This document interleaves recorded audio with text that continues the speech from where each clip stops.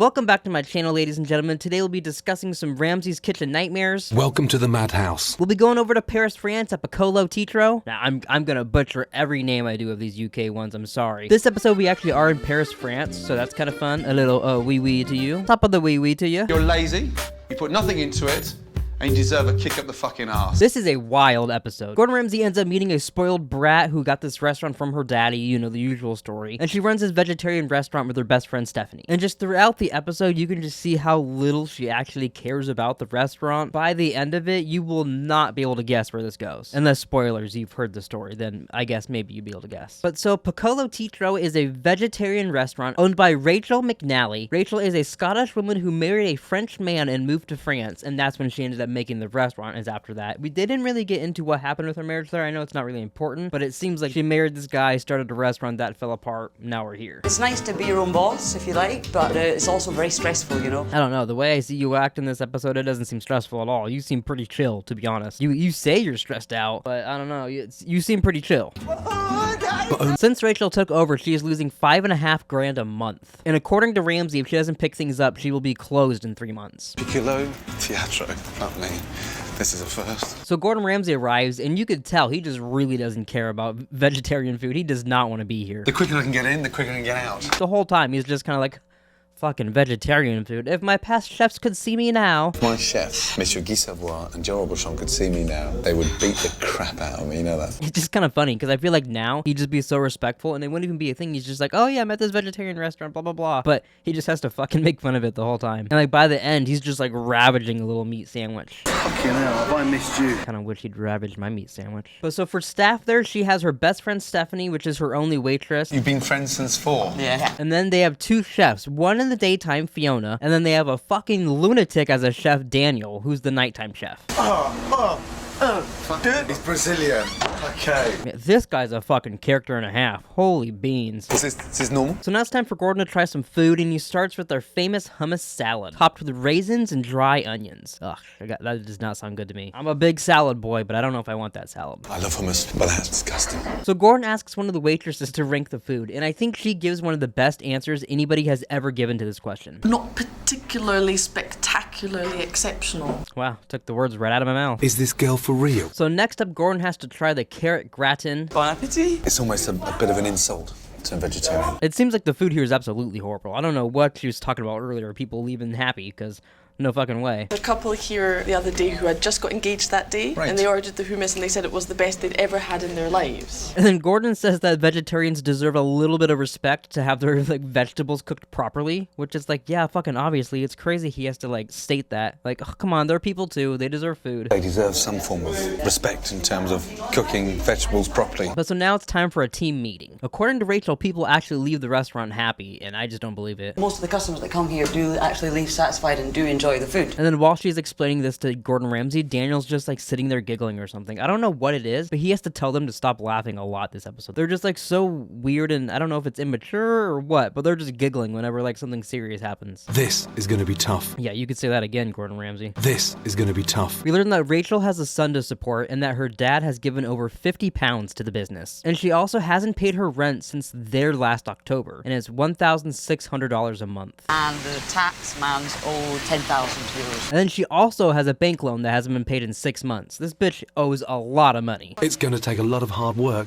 to pull Piccolo back from the brink. So then Gordon asks her, how badly do you actually want to save this restaurant? Just like he hears how much debt she's in and just the struggles that's going on here. And he's like, you know, you could just close this place and move on. But she does end up saying, Badly, yeah, absolutely, yeah. yeah, she wants the restaurant, but does she want to work at the restaurant? That's another question. But Gordon says before he can make any changes to the restaurant, he has to go see how Daniel cooks in the kitchen. Which, fuck, I don't think you want to see that, Gordon. He's not ready, and there's hardly anything on the menu, so... But Gordon shows up later that night, and Rachel's upset because Daniel isn't ready. What's he been doing for the last 3 hours? That's what I'm... I don't know. Rachel says that's just how he is. Then we cut to him making his first order, 2 garden salads. And I'm not even sure if he actually finishes either one of those salads. Yeah, that's what you want to hear. Don't worry, I'm gonna make something. Something will be given to the customer. Is it the salad they ordered? I don't know. On invente des choses. T'inquiète pas. But he's got vegetables all over the sink, just everywhere in there with the dishes, just waiting to wash them. His whole process is just horrible. Almost 20 minutes later, he's still fiddling with the salads. Hey, good salads take work, Gordon. Sometimes you gotta take 30 minutes to make one salad, and it's delicious. It's been so long now, Rachel is begging him to go faster so they don't lose money and have the customer just leave. And then Gordon asks if this is how things are run normally. I would say so. And then Daniel ends up blaming Gordon Ramsay, saying the only reason they're having problems and things are being stressed out is because Gordon Ramsay's here. Oh, it's my fault. This Brazilian nut has lost his marbles. And then Gordon steps up to try to help him because he's burning this pan with all the food inside of it, and he's getting pissed off at Gordon. They're yanking it back and forth. They're like having a wrestling match back there. We all know when you're cooking potatoes, it's supposed to get a little burnt in the pan, and then the rest of the food tastes great. In 3 fucking hours, he could have made a fucking dish or 2. And now Rachel's stressed out. She goes out for a smoke, and she ends up telling Ramsay Daniel's doing this on purpose and that he should be ashamed. And then she goes inside, and he starts laughing at her, and she yells at him again. Get him out, send him home, and fucking, salvage something. It's just so awkward. There's so many little awkward fights like that. And she's like, I'm your friend. And he's like, oh, really? You think I'm your friend? And it's just a really weird thing. But eventually, Daniel does get sent home for acting like a dick. And then he starts acting like a complete psycho. He's talking to customers. He's refusing to leave. He pops up in the kitchen with a knife and fork like a fucking cartoon character. And then here's a little review of people that were there while this was happening. Well, it wasn't a very good experience. Entertaining? It was entertaining. Highly It was entertaining. dinner theater. Our food wasn't very good, to put it politely. And then Gordon picks up Daniel and runs away, saying he's going to take him to the nut house.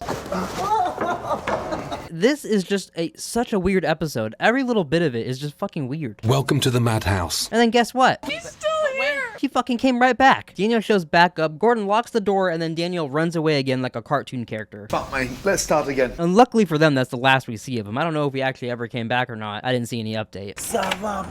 Fuck me, Daniel would scare the shit out of me. Gordon was like wrestling him for a knife and shit like that. Fucking crazy. But so then the next day we have a team meeting with the remaining staff, which is like 2 people. And we end up meeting Fiona, the daytime chef. Enchanté. And then now Gordon needs Stephanie to step up and help out in the kitchen. And she goes, I can help for a wee while. yeah, that really reassures you, that answer. She's totally gonna be there. And then Gordon says before he can do anything, and he means fucking anything. This place needs a good fucking clean. Fucking hell. Oh, fucking hell. What is that? Don't touch it, it bites. And then while going through the trash and cleaning things out, they find that they had all their rotten food and fresh food stored together, so nothing was safe to serve. And then Gordon Ramsay is noticing the practices that Rachel is doing here, and he says that you can totally tell she was a waitress here because she's still acting like it. She's not acting like the owner or the boss, she's acting like a waitress still. Rachel used to be the waitress here, and what's crystal clear is that she's still acting like one. Like doing little shortcuts, putting food places that doesn't belong, things like that. Got to take responsibility. This is your money here. And then a producer asks her, how did she let the place get this bad? And she has the perfect response as well. And then Gordon does a little survey around town asking people if they're vegetarian or not. He's just trying to see like who in the area would actually come to this restaurant. I like meat now. No. And then one dude's a vegetarian, but he also eats fish. Yes, I eat some fish, but I'm vegetarian. So then now Gordon's changing the menu, and he has where the chef makes a 2-bean chili to have veggies and carnivores chomping at the bit. Should have the veggies and carnivores chomping at the bit. And then while making the other food on the menu, Gordon finds out that Fiona never puts salt in any of her food because she's vegetarian French, whatever that means. I don't get that part. I didn't know there were specific vegetarians to certain areas. But I'm vegetarian French. I'm meat eater Arizona. Still season things. I know their food is bland in general, but you can still season it. And then Gordon starts teasing her and throwing salt at her and shit. It's very funny, but weird. Ooh, salt. I'm gonna go salt. Ooh. And it's 6 o'clock now, time for Stephanie to help Gordon Ramsay out in the kitchen, and her and Rachel are nowhere to be found. Apparently earlier in the day, Rachel went home for her pregnant cats, and then Stephanie went home because she was feeling ill and needed to take a nap. If they think I'm their new head chef, they can go spin. Yeah, Gordon Ramsay's getting pissed. I mean, I would be too, that he's fucking cleaning the kitchen, getting everything prepared for him and Stephanie to have a night serving food, and then no one even shows up. We're an hour away from opening, and there's not one fucker in here. So now a little bit later, Rachel ends up showing up, and she has to call Stephanie and tells her to hurry up. I'm starting to feel like they're taking the mickey out of me. But Gordon feels like they don't want to fix the restaurant, and he wonders what he's even doing there. I need to know, are you seriously interested in turning this around? Stephanie arrives, and her and Ramsay get in a little argument because she starts talking so fake to him again, and he just doesn't put up with it and calls her out. I think it's an incredibly admirable enterprise what you're doing, Oh, and I think Jimmy, Rachel's stop totally committed. Stop. He also says that he doesn't see any commitment from them, so he just doesn't understand what's going on right now. I'm not asking you to lay down a red carpet or kiss my ass. I want commitment. And then Stephanie ends up leaving because she doesn't want to be harassed or insulted by Gordon Ramsay anymore. Assaulted. Insulted. That's wild, because I'd pay good money to get harassed and insulted by Gordon Ramsay. Harassed and insulted. Fuck me. And then even Rachel's annoyed. She's like, you're leaving for no reason. This is just like a little petty little thing. Tonight and you leave me in the fucking lurch. Yeah, but I can't. Right, we'll fucking leave then. I think Stephanie just didn't want to work in the kitchen and was scared, so she just runs off. You've just arrived. Yes, and I'm just gonna leave. And now the only employee that Rachel has is Fiona. And she's only the daytime chef, who doesn't salt her food. Stephanie fucked off. Her attitude stinks. But Gordon Ramsay's had enough now, and he kind of lets Stephanie just figure out the night on her own. She has to get a new waitress, she has to get someone in the kitchen cooking, and she has to do her own shit as well. I've had enough. Rachel can sort out this staff crisis herself. Yeah, Gordon Ramsay's gonna fucking leave. Lucky for Rachel, though, she got sent to a bar and actually found a waitress that's gonna be there in 10 minutes. And then Gordon actually ends up returning later and helps Rachel in the kitchen to give her one last chance to save her restaurant. And then luckily for them, they're still making Gordon Ramsay's menu, so the food's simple to make and actually good for people. Yeah, I love vegetarian food. See, even she agrees. Later, Rachel gets a call from her dad, and he has a chef lined up for her, and he's gonna bring her down tomorrow. That's good news. Gordon ends up telling Rachel well done, and she's actually proved that she can run the restaurant on her own, but she needs to commit to running it and not just like working there. So fucking well done. And then we also learned that Rachel doesn't open on weekdays for lunch because apparently she thinks it's not worth it. They tried it like one time and it didn't work, and she's like, fuck that. We opened at lunchtime for about a month, and it was a complete waste of time. She said they only had a few customers, and paying the staff to work and like doing everything like that, plus the cleanup, was not worth actually going there on the weekdays. Not opening for lunch in such a prime location is either madness or laziness. But Gordon Ramsay aims to prove her wrong, so much so that he's actually going to work there on his own in the morning, doing everybody's job. Let's go get some business. And then he ends up doing a better job of cooking the food and being a waitress than anybody else there did before, and they had a whole team. And this is just one Gordon Ramsay. Rachel better appreciate this. Gordon Ramsay spent all afternoon working at this place. Rachel ends up showing up later, and she is oblivious that Gordon Ramsay even opened up the place, walking right past his sign that has said what they were doing for the morning. You not see the sign outside? He ended up making 450 euros, and Rachel is astonished. 450 euros. I'm absolutely fucking astonished, really. And she says if they could continue this, just lunch could end up turning the whole business around. Brian, nice to see you. Welcome. We meet Rachel's dad, Brian. He shows up with a new chef, India. She has 7 years of experience as an assistant chef. And then later, when Gordon's talking to Brian, he asks him what he thinks is wrong with the business, and he says it's commitment from Rachel. So he sees the exact same problem that Gordon Ramsay is saying. He just can't get through to his daughter. I think her weaknesses are running a business. Yikes. That's crazy to say, and yet he's still paying for this shit. And then Gordon's helping India prepare in the kitchen for her first night of service. I'm shitting myself now. But she doesn't end up shitting herself, actually. She ends up doing a great job, and she's like the only thing in this restaurant that's doing well. Right now, the only weak link in this team is the boss. And then very strangely, Gordon decides that he needs to sexy up the restaurant, and that really ends up going nowhere, to be honest. Paris screams sex. He ends up taking them to a show, and I can't show you what was there, but what I can tell you is... Too many titties. Which I don't know about that. I don't know if there actually can be too many titties, but they said so. But yeah, he brings them to a sexy show and then has them eventually end up making desserts, and they sell them out to people to promote their restaurant. Tomorrow, we're going out on the street and we're going to make your restaurant fucking sexy. Yeah, Gordon Ramsay thinks he's going to make vegetarian sexy again. Vegetarian food is no longer boring. And then India has decided that she will take the job as the new chef as long as Rachel gets her finger out of her arse. That's a quote from her. I'll take the position as long as she That's great news. gets her finger out her arse. She's afraid that as soon as Gordon Ramsay leaves, this restaurant's just going to fall apart and she's going to lose her job. This girl should be in charge of a restaurant. You could tell she's passionate about food and cooking. Rachel, I don't know what she's passionate about. Fuck them.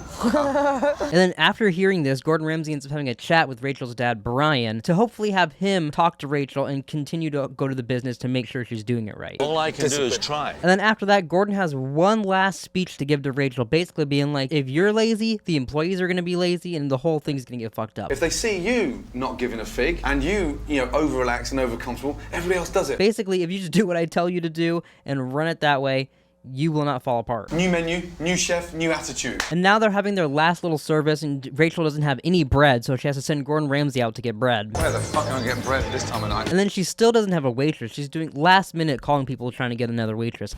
I don't know why she just doesn't do that job. Gordon Ramsay did it fine, so I don't know why she doesn't. How about thank you, you miserable wee bitch? That's my new favorite insult. That's such a good insult. You miserable wee bitch. How about thank you, you miserable wee bitch? But tonight was a big success for them. They ended up taking home €1,000, but Gordon is still worried about the future because Rachel's attitude still hasn't changed at all. I'm not 100% convinced that Rachel has the right attitude to run a business. Gordon's getting ready to leave. He says his goodbyes to India, and he's very proud of her. You could just tell right off the bat he connected with her, and he has a bond going out through the episode. Thank fuck we're here. Remember that. Okay. Now make it yours. And then Gordon says goodbye to Rachel and then runs out and goes and eats his meat sandwich. You're not the head waitress, you're the boss. And now it's been some time later, and Gordon heads back to Paris to check on the restaurant. I'm back in Paris, and there's bad news. And unfortunately, it's closed for good. Piccolo Teatro has closed for good. It was only 6 weeks since he was there, and the whole place is closed. But so Gordon ends up meeting up with India so he can find out the full story. And then she tells him that after she got back from getting her things, the whole place was in shambles. There was mice and flies. It took her 4 days to clean up the whole place, and Rachel was there for none of it. But where was Rachel? She wasn't there. And I guess her and Brian did even a service, maybe a couple services on their own, but he ended up just closing the place down because he was sick of Rachel's bullshit. You opened up without her? Yep. Luckily though for India, Gordon Ramsay ends up getting her a job actually. He says that if Rachel won't take advantage of her, he will, and is gonna send her to London. London. London. London? Yes, London. And then now Gordon tries to meet up with Rachel to get her side of the story, but only Brian, her dad, shows up. She refuses to even show up. The dad calls and she's just like not answering or something. Gordon, I have no control over my daughter. And then we learn that Brian paid her bank loans and is also selling the business to recoup his costs. And then I guess 40 minutes later, Rachel finally shows up to talk to Gordon Ramsay. And she says that since the restaurant closed down, she's felt a huge weight off of her shoulders, and she now sleeps for the first time in 3 years. I bet that's some good fucking sleep, you know what I mean? Fuck. Can you imagine not sleeping for 3 years and then getting a good night's sleep? That bitch is like fucking Dracula or something. Fucking gets out of bed like this. Fascinating to watch you, in a very cocky way, I'm not being cocky at all. I'm use saying your that I'm father's feeling- money and abuse it. Yeah, Gordon Ramsay just ends up kind of going off at her because he's just like, what the fuck? I spent days here helping you out. You were telling me how much you wanted to fix this business. I run away, and then you were just like, fuck this, I'm out of here. I've had enough of your abuse. I don't need this interrogation. I don't need it. Sorry. But Rachel says she's had enough abuse and walks out. Abuse? Restaurants close easily, especially when the owners aren't committed. But India now works at Gordon's restaurant Boxwood in London. If Rachel can't spot the talent in India, then I definitely can. And that's the end of the episode, but now we got an actual update on them. And according to the Sun newspaper, Rachel ended up becoming a prostitute. I don't know how legit that is, but I've seen that everywhere, that she became a prostitute after this. They even put the amount here, but I don't feel comfortable putting that. I don't know how true that is. And then after Boxer, India went on to work at Show's International Bistro, Cafe Fish, and Jeremiah's Tap Room. Good for her. Good for her. You know, she's the best thing that came out of this episode, other than that insult from Gordon Ramsay. How about thank you, you miserable wee bitch? Yeah, like I said, what a wild fucking episode. Did you think that when we started this, that she was going to become a prostitute by the end? But, you know, honestly, good for her as well. If that's what you feel better doing than fucking running that restaurant, good for you. I'm sure it was annoying as shit running that place, especially with that psychopath in the kitchen. Alright, ladies and gentlemen, thanks for taking time out of your day to watch this video. I really do appreciate it. I hope you guys enjoyed this video, and we'll see you guys next time. Peace out, Girl Scouts. Also, if you have any recommendations for specific episodes, comment them down below and maybe I'll check them out. Or maybe I won't.